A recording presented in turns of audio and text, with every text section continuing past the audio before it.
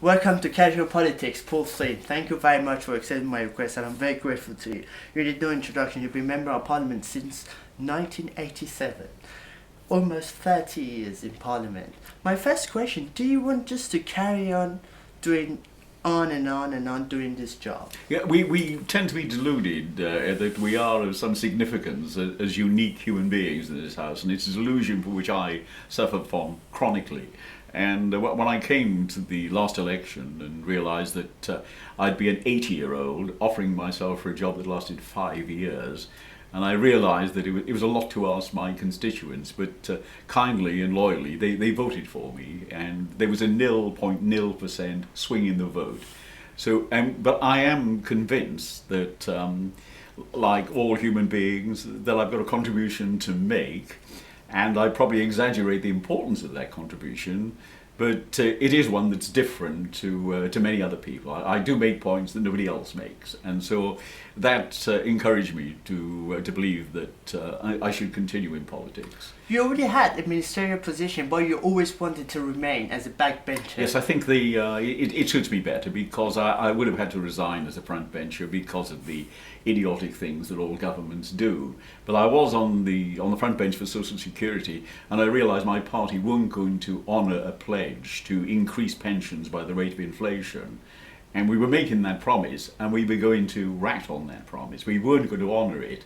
And rather than go into government and have to resign, I thought it was far better to be on the back benches. But there are great advantages to be on the open acres of the back benches where you can roam over them and you can pick your subjects and make contributions in all kinds of areas. But there's so many things that interest me anyway. And there's most MPs' mouths are bandaged by cowardice and by ambition, that they don't always say what they feel. They don't always support those causes that are the right ones. But on the backbenches, you have complete freedom to say what you like and to expose the frauds and the pseuds and to attack governments, even your own governments, when they're wrong. And do you think that the role of backbenchers has become more important to hold the government account than it was 30 years ago? Yeah, it probably is. They were more obedient 30 years ago, and things have improved now. Things have improved in my 30 years in Parliament, in that they were very subservient because of the reasons I say, because of ambition, because they want to get on, because there's lack of confidence in their own views. But now we now have the most rebellious Parliament that we've ever had, and that people of all parties will take on their own friends and their own parties when they're going wrong. We have a group of people in this party that I call the Give War a Chance party, and it's made up of mostly Tories, but Labour people as well, who are interested in fomenting war because it suits their constituency interests, or because they believe in land of hope and glory. They believe that Britain should punch above our weight militarily, in spite of the evidence that every time we do that, we punch above our weight, but we die beyond our responsibilities. But there's also people, a good 20 or 30 in the Conservative Party, who are anti-war and can see the futility of the last couple of wars that we've been engaged in, and will come out and express those views. So, it's a much healthier Parliament than it used to be, where people split on party lines and believe that everything their own party said was right and everything the other party said was wrong. That's an absurdity, but we will have better policies as a result. And do you agree that every parliament is getting more rebellious than the previous one? I think it is, because the rewards of obedience are less now than they used to be. Why is that? Because the people have lost a great deal of their respect and confidence for MPs, and certainly for political parties and for governments. And they tend to admire individuality, independence. That's at a higher premium than it ever was before. And the independent MPs are the ones who in the long term turn out to be right. Those who opposed the Iraq war, there were 139 of us who opposed a strong 3-line whip from our party on going to Iraq in pursuit of non-existent weapons of mass destruction. But those deaths, the British deaths were 179, countless deaths from others, but we didn't have to be involved in Bush's war against Iraq. again, the going into Helmand province in the belief that not a shot would be fired was a terrible mistake, which was counterproductive. It didn't stop the growth of poppies that they tried to get, didn't do the reconstruction. It was just an incursion that stirred up a hornet's nest and left us with all these casualties and casualties among the local people as well, but achieved nothing. Now, there's a view in politics about the unimportance of being right, that if you're a civil servant, as long as you go along and say, yes sir, no sir, 3 bags full sir, to the government, your career will prosper. But if you challenge the government, and if you speak truth to power and say you're going wrong, your career will wither. Now, I mean, that's a terrible indictment of our political system. But it's better now that those who are right and are proved to be right after the event are the ones that enjoy greater respect from the public and greater loyalty from the public. And at the last PMQs, you asked the Prime Minister a question about the presence of British troops in Iraq and Afghanistan. Yes. How reasonable was he in response to your question? I mean, his answer was a total non sequitur. He started out his questions by trying to embarrass Jeremy Corbyn by pointing out how important the Armistice Day service was, because it's thought that Jeremy didn't have the same view on it, that he didn't. But it was definitely using the Remembrance Day in order to embarrass Labour. And when I came back, his answer was saying, well, you shouldn't use it. We think about dead people. But the best way we can pay a tribute to those who've lost their lives in war is make sure we don't send any more people into futile, unwinnable wars that such as the one in Syria, which is, I mean, it's a four-sided civil war in Syria, but with the other nations involved, it's about an 8-sided war. Total confusion, total chaos. It's about issues that are ancient and alien to us. We know that Daesh, ISIL want to turn a regional war into a world war, and we will walk into the trap if we're provoked into doing it. We have nothing to do with there. But there is this feeling amongst the military and about lots of MPs that they want to be at war. And I did asked a question the next day, saying the House of Commons should investigate this terrible disease called prime ministerial hubris that affects all prime ministers. As soon as the war drums start beating, they start to talk in a different way. They walk in a different way. They strut like Napoleon. They talk in the rolling rhetoric of Winston Churchill. They realise they're writing their own bloody page in history, and it unhinges their brains. It's so important, it's so exciting compared to, doing the humdrum daily jobs. And they're no longer rational. And what happens is that prime ministers tend to want to go to war. They want to be a page in history, not a footnote in history.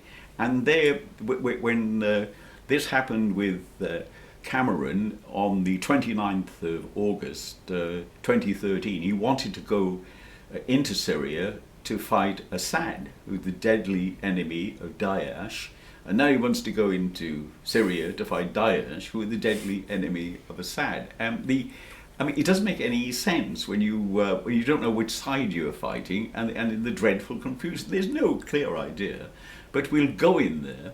We'll make ourselves a target for terrorism, because one of the reasons for going into Iraq in 2003, according to Tony Blair, it was going to reduce terrorism. It didn't. It provoked terrorism everywhere. I was expelled from the House of Commons for when I said about the minister's view of encouraging soldiers to go to Afghanistan, and they were encouraging them on the Philip lie. Hammond's comments. That's right. It was Philip Hammond. Yes. But he said, and lots of other ministers have said it from both parties, that our soldiers were going to Afghanistan in order to stop terrorism on the streets of Britain. Now that is untrue. Whatever the Taliban ambitions were, they had no interest in bombing the streets of Newport or London. The reason they were killing our soldiers, because our soldiers were in their country, in Afghanistan. It was their sacred religious duty to expel them. That's the reason we're doing it. Nothing to do with wanting terrorism here. But that was the constantly repeated lie. And what I said was that in wars, soldiers die and politicians lie, and the only reason that our soldiers were being sent into Afghanistan at that stage in the war was to act as human shields for the reputation of politicians. And the speaker interrupted me and said, are you saying the politicians lie?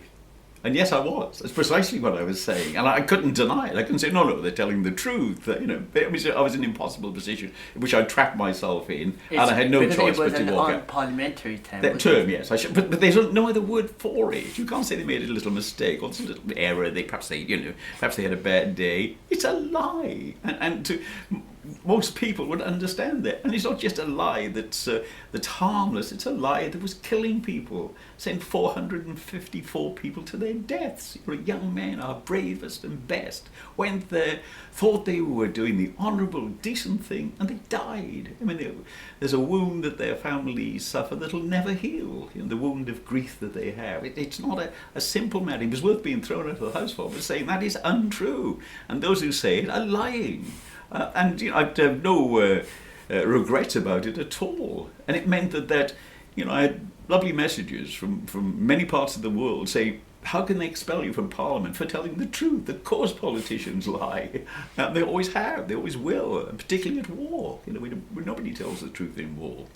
But that's, you know, eventually things will get through. And I'm hoping now that on Syria, we've got the war drums are beating again, and we have the military having the effrontery to get involved. The generals are losing their power in Burma, but they're gaining new power here in the United Kingdom because they're on television telling politicians what to do. You've got the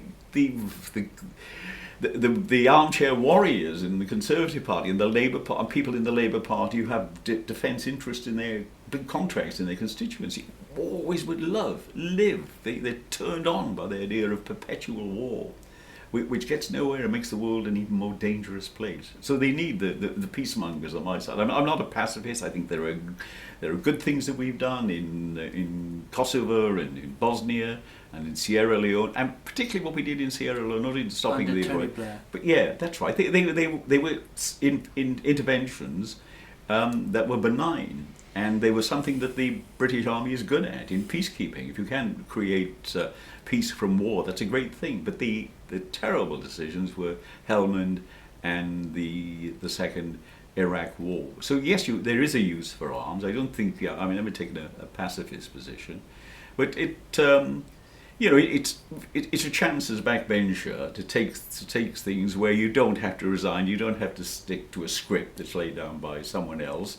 And you're free to say what you think. And if you have disagreements with the government or the opposition, you can say so. And what do you make of Chief of Staff's comments on Jeremy Corbyn? He said that it will worry him if he becomes Prime Minister. Do you think that even the staff who should be neutral, they play the party politics? He had no right to say it. And this particular general who said it, he's one of the people who's holding up the Chilcot inquiry. It's reported that he is the only military person that was criticised by Chilcot. And the process is being held up by the Maxwellisation process at the moment, where they can defend the criticism of them. And this general was criticised in the Chilcot report, so we're told. And instead of taking the lawyers that were given to him by the government, he hired his own lawyers at probably huge cost in order to defend him, to go through every word of criticism and try to deny it. And that's one of the reasons the report is being held up. But he will be condemned by Chilcot. We all expect this to happen. But he is one of the people that's holding it up, and it's been held up now for 7 years, which is terrible, particularly as far as the loved ones of the 179 who had died there, and want some closure, want some explanation. Was it a war worth fighting, or was it an act of vanity by the Prime Minister?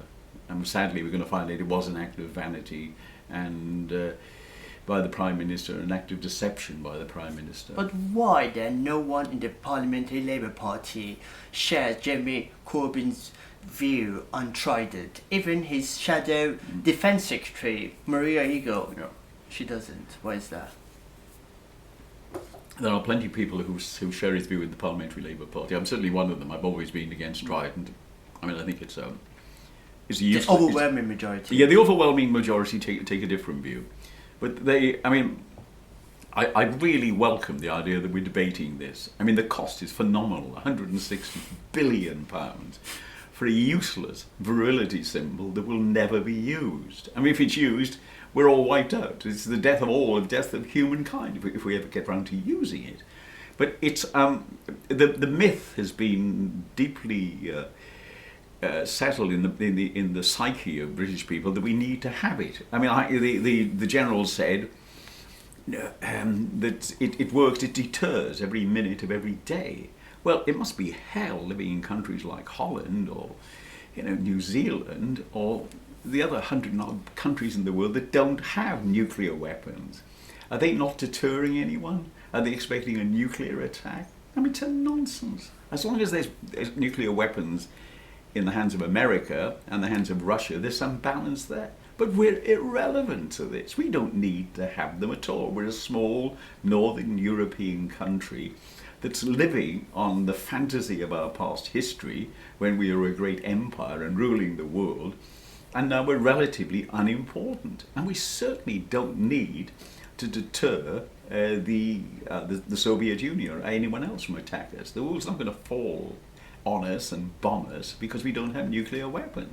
Countries have given up nuclear weapons. The great majority of the countries in the world have no nuclear weapons. For instance, Ukraine did, and immediately afterwards they were invaded by Russia. Yes, but so there is a danger of the Russian threat that you can't rule out. But does anyone seriously believe that Ukraine would have used its nuclear weapon against Russia? No, because that's why it deters. So as long as you have it, no one will come to you. But as long as you give it up, and then they will come to you.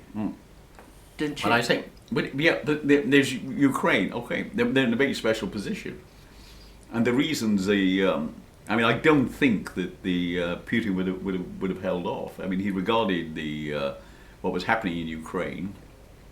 I mean, he hasn't invaded the Baltic states, which have no nuclear weapons. He hasn't invaded Poland or the other former communist countries, Bulgaria, Romania, and so on. But there was a particular issue with Ukraine because Ukraine was regarded as part of Mother Russia, the breadbasket for Russia. I don't know. I mean, I can't see a scenario in which I could visualize the Ukraine using its nuclear weapon against Russia. I mean, there's so much. What about the minimal deterrence? Are you in favor of it? I think it's. I think it works between the two blocs, which is the United States and the Soviet Union, and they could only be. I think what could happen eventually if we get a process of denuclearization that will go on, and we could do it as an example to other countries to get rid of their nuclear weapons and prove that the world doesn't come to an end because we lose our nuclear weapons. And eventually get to a state when there's only two lots of nuclear weapons in the world, in the Soviet Union and in the United States, and they're eventually handed over to the control of the United Nations. If the United Nations could be trusted, but at the moment we're going down a path which is very dangerous, which is an incitement to virtually all other countries in the world to have their own nuclear weapons. If we need them, why on earth shouldn't lots of other countries have them? It's exactly the same argument.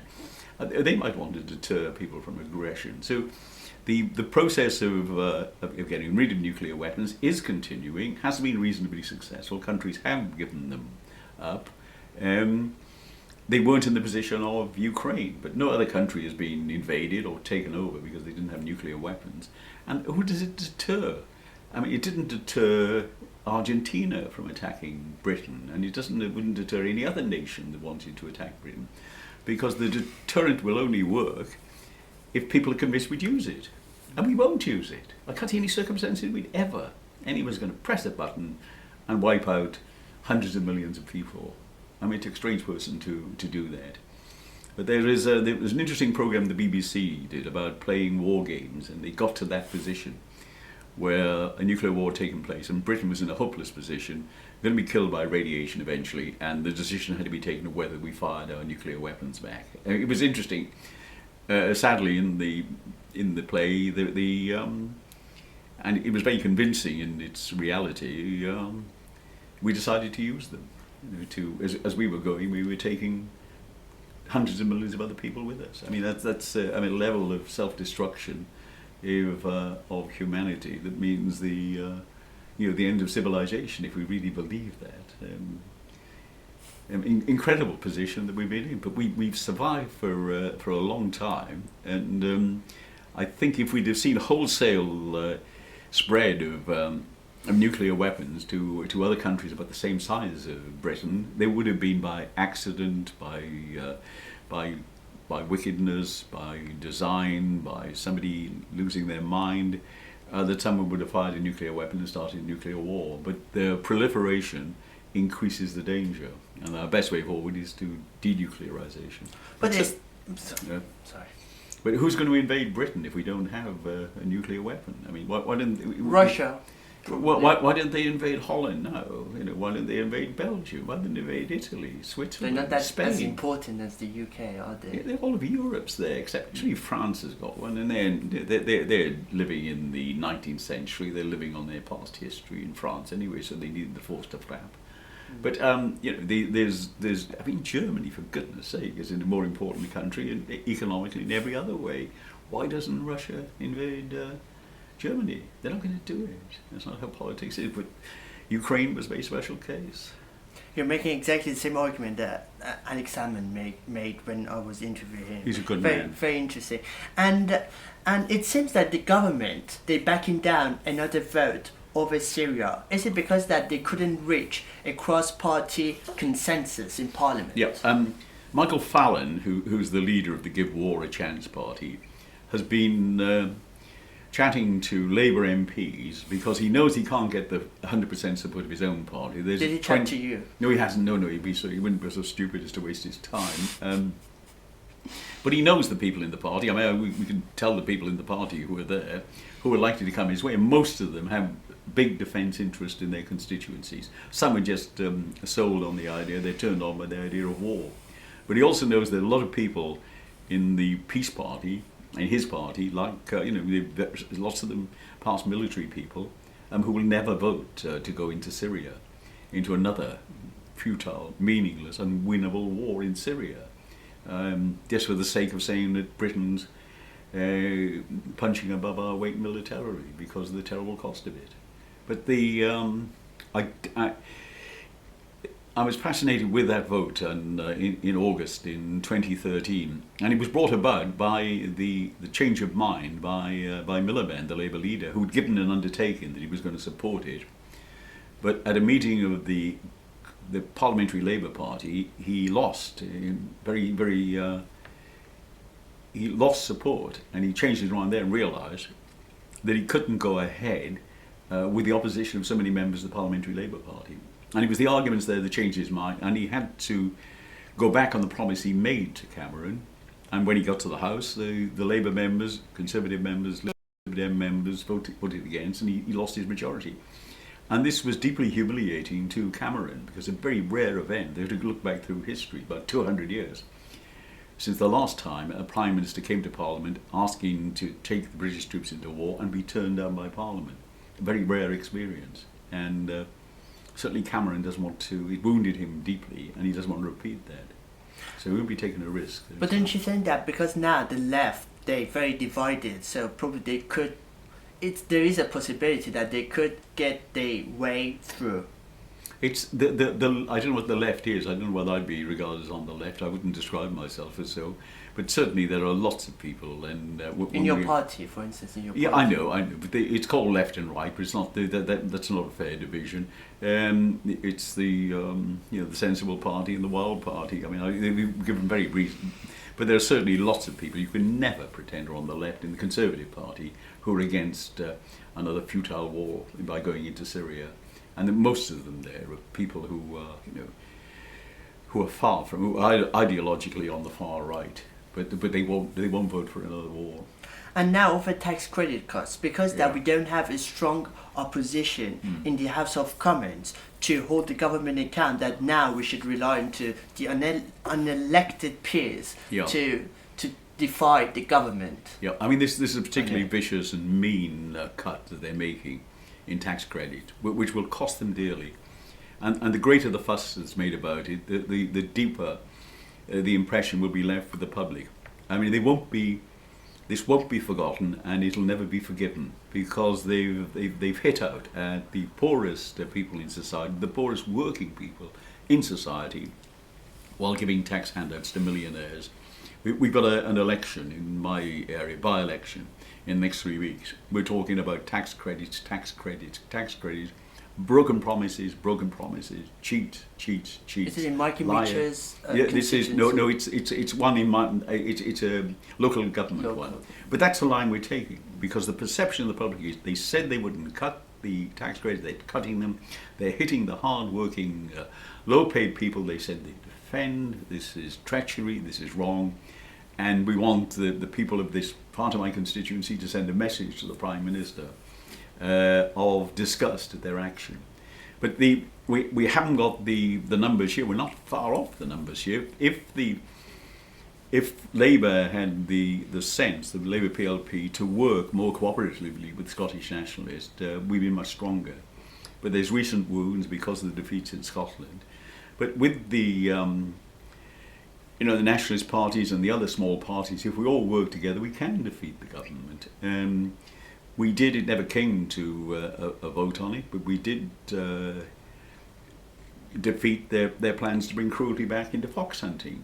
It was something else. It was a prized Tory wish to bring fox hunting back, still red in tooth and claw as it was, and they had to withdraw their proposal because there were so many Scottish nationalists.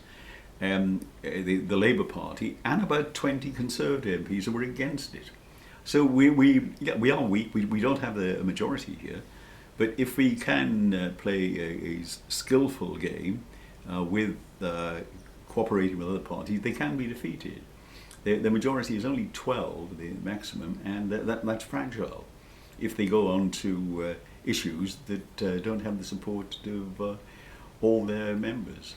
But with the SNP, you could have very easily defeated the Tories on tax credit cuts bill, because that your party is divided that you didn't defeat them. Is that the only reason? I mean, I'm not proud of what my party did that time, and I voted against them as one of the 45. I thought it was a foolish position to take up.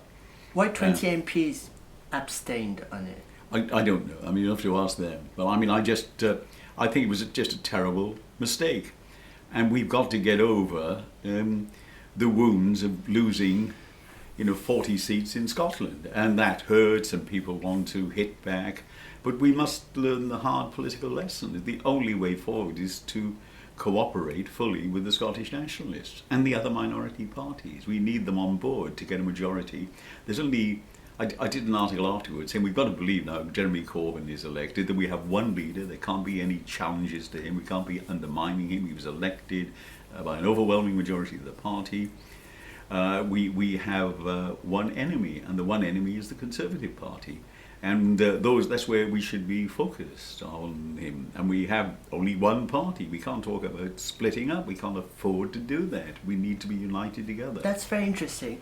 Dennis Healey's last interview that he did, he said that he was in Parliament for 40 years, but 20 of those 40 years he had to fight his own party within the party. So is that what's happening now in your party? Well, I think that's certainly. I think that's an experience of lots of people. Dennis Healey was a great politician. He's one of the most gifted politicians of his generation. If I had to put someone on top of my heroes, he'd be there as a prominent politician. He had personal weaknesses. He didn't suffer fools gladly, and that's one of the things you should do in politics. And he could have been leader of the party if he'd have behaved slightly better, and the party would have been far, far better off for it, and so would the country if it had been the leader and had been the Prime Minister. But I think that's absolutely right, that you, because we happen to be together in a party, because we share certain views, you don't share the same views on everything.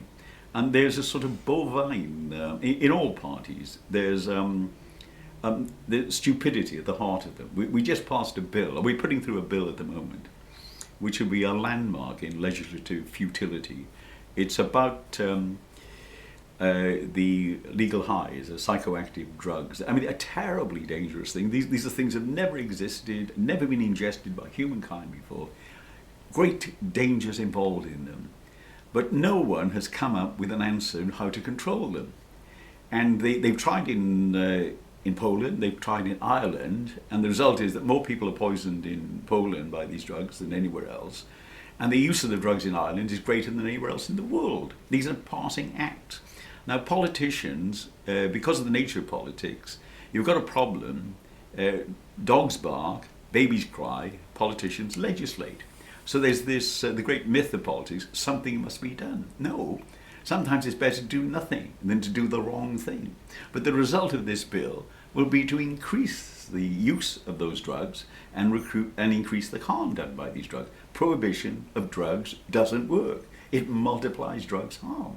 Yet we've just passed this with overwhelming majorities in all parties because they want to do something. A bad thing is going on, we want to stop it, so we close the shops. You close the shops, you increase the attraction of the drugs as forbidden fruit, people will use more of them, and the harm will be greater. It'll be out of sight, out of any kind of control at all. I mean, one example of this, I mean, it's the same with illegal drugs throughout the world. At last, the world has come into its senses. You're in favour of legalisation? Yeah, I am, yes. In the same way as Trudeau is in Canada. And we're now coming to recognise the utter futility of prohibition of illegal drugs, which is exactly the same disaster the prohibition of alcohol was in America in the 20s, which did great damage and built up these empires of crime. But that's one of the areas in which the mass of all political parties are wrong, and deeply wrong on this. The only one that has a sensible policy were the Liberal Democrats, and they were punished by the electorate for being caught in possession of an intelligent idea that touches the nature of democracy. And could you tell us more about your point of order and why you didn't get through? The point of order, I raised was the one that I think I mentioned to you. It was describing, it's drawing attention to it, talking about prime ministerial hubris as what it happens, because it is a factor that something happens to prime ministers, in going to war, and it's happened throughout the ages. And you're far better trusting the pooled wisdom of 650 MPs rather than the vanity of one Prime Minister who's writing his bloody page in history, as I said. But I've just had a point of order now with the Speaker about how Parliament is blackmailed, is influenced by big business outside. Because we had a debate last Friday which everyone supported. It was going to help patients, better drugs, cheaper drugs available.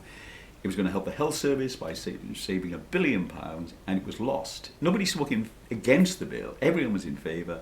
The minister had been nobbled by the pharmaceutical industry because they thought the bill would nibble away at their profits. They make money out of patents on drugs. They didn't want a traditional drug that's available at 6p a day. They want a new drug that they can put in, do the same thing, possibly not as good, but they can cost £60 a day. And it was only the financial interest of business, and it's the same with the sugar tax, that we can't have a sugar tax. It'll raise £1 billion for health reasons, because... Millions or billions? Well, £1 billion it is for the sugar tax, £1 billion it will raise, yes. But this bill would probably save a couple of billion. The other bill on the patented drugs would save at least 2 or 3 billion for the National Health Service. And the problem is the government is held in a throat hold by Big Pharma and Big Sugar, and they're the ones that count, not the democratic elected people. We had a wonderful debate, people from all parties. There was a lady who's a cancer surgeon from the SNP spoke and said this is great. A conservative woman who'd had serious cancer operations herself, but we had these personal accounts, these authoritative accounts, all saying this is a beneficial move, and the only people against it is the voices of the pharmaceutical industry. They're called the ABPI and the MHRA. We've got a regulatory body that's dominated by the pharmaceutical. So who counts in the country? Who calls the shots? Whose decisions are taken? The pharmaceutical industry, the sugar industry, much more powerful than the elected members. And that's a travesty of democracy. And you wrote a book called How to Be a Good MP. Yeah. So my question is, what are the characteristics of a good MP? I think independence of mind, of part of the job is to elevate your own party and to promote them, promote their ideas. But the best part of it is to and not to be a slave to the forces from outside, the forces of privilege, of greed that will approach you and serve what you regard as the truth and integrity. And I believe that's one of the commandments is to the people should neglect the rich, the tabloid, those with the big voices, the well-heeled society, and seek out the silent voices, those who don't complain, those at the bottom of the heap, those who feel themselves to be inarticulate. And that's where our job is, to multiply and to amplify their voices and to silence the voices of the rich and the powerful. Is that what the overwhelming majority of MPs are doing in the other house? Most of them have read the book, I'm happy to say, because it's not only the best book on the subject of how to be MP, it's the only book on the subject of how to be an MP. Yeah. So it is very well read. And I make no money for it, so I shamelessly promote it because the money goes to a charity, which is one of the things in the book which I emphasise. But it's been very fulfilling in that new members, the Scottish members, lots of them come up and greet me like a long lost friend. I've never seen them I like before and said, "Oh, I like this and I like to joke," because the book is written in a light-hearted way, though it's got a very serious purpose in order to improve the standing of Parliament and to make sure that we win back the respect that we once had. It'll take a long time to do that because we suffered grievously from the expenses scandal and the other reasons for the collapse of respect for politicians. But we're in a very dangerous position because people, if they don't trust elected politicians, what else is there?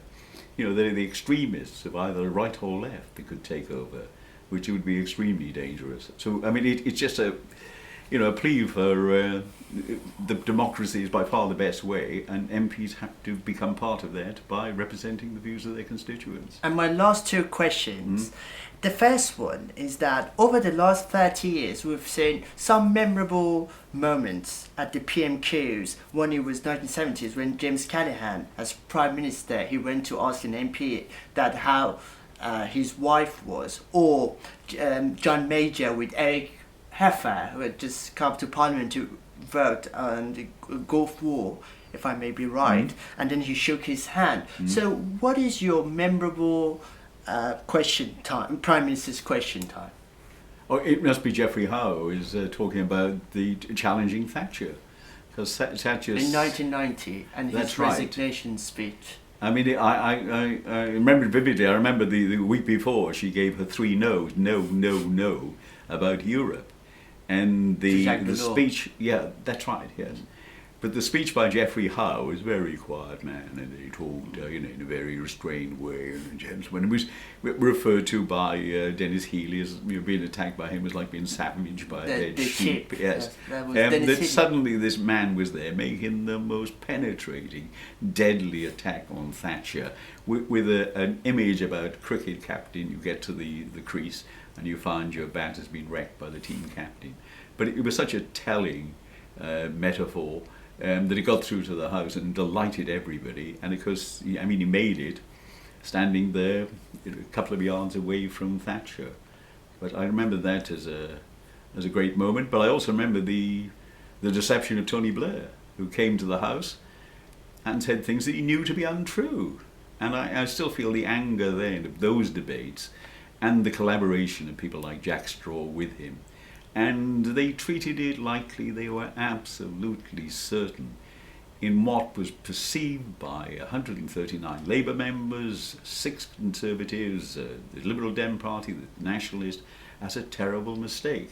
And at least 1 million people who marched through the streets saw it was a terrible mistake.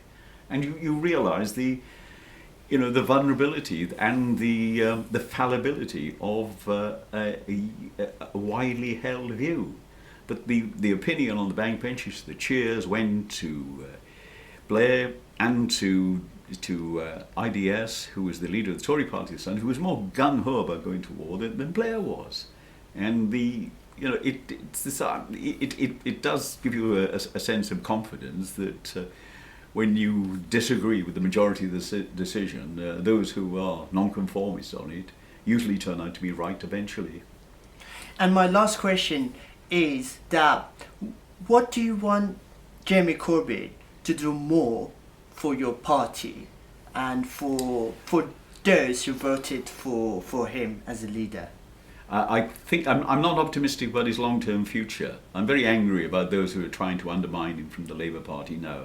I think he's achieved a number of things. He's altered and civilised Prime Minister's question time by turning it away from a snarling exchange of insults between the two parties, and now it's a quiet exchange of views, hugely improved that. Has he succeeded? He has done that, Okay. yes. No, the whole atmosphere has changed. But still, And there Cameron- are boos. Oh, yeah, sure, but Cameron Tory hasn't backbenchers. worked out how to handle him, because he's realised if he attacks Jeremy Corbyn, he's attacking the person who's asked the question, who is Karen from Liverpool or Joe from Manchester, and he doesn't want to do that. So, I mean, I think they haven't measured the threat he is. The most ludicrous attacks on him from the press. I'm delighted that he's put Trident on the agenda. It's a huge subject, and it wasn't considered worthy of debate before because it was the accepted wisdom. At last, we can bring out the arguments against it and possibly save tens of billions of pounds and put them to better use than putting them into a useless virility symbol. So he's done that, but if it becomes obvious in a year's time to 3 years' time that he cannot win the election, that he's far less popular than the Labour Party, and that happened to Labour in 1983, in 2005, and in 2015, that we had leaders who were less popular than the party, we should have got rid of them in those 3 elections, with Gordon Brown and with Miliband and with Michael Foot. The party didn't. The party was too nice to get rid of those leaders. Now, if Jeremy Corbyn turns out to be a person who can't win an election, the party must get But rid is it of him. because you don't have a mechanism like the Tories? No, we don't, no. 1922. And we're not as nasty committee. as they are. We're much too kind to our leaders. But we cannot. I would personally, work to get rid of Jeremy Corbyn if it means that Labour is going to lose the next election with him, but would have a chance of winning with another leader. I would certainly campaign against him. But until that time, he's got my 100% support and loyalty. But we can't risk the suffering of the people that we represent because of our stubbornness in not changing a leader that might have obviously failed. We shall wait and see. Okay, Thank you very fine. much. Okay, It was a thank great you. pleasure. Thank you. Okay, no, I enjoyed that.